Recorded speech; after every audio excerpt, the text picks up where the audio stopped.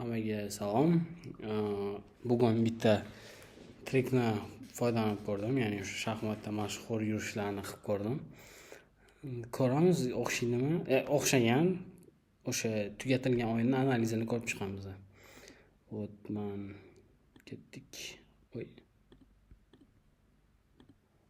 Birinchi bishopni olib chiqdim. U ham shoh yo'lini ochib berdi. Men shohga ataka qildim. Bu yoqda уже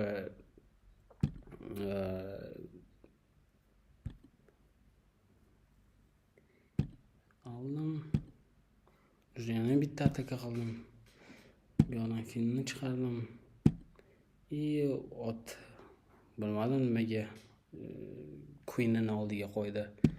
Bu yoqda shoh himmat. Tadam. Nice and clear. Kuzatganingiz uchun rahmat.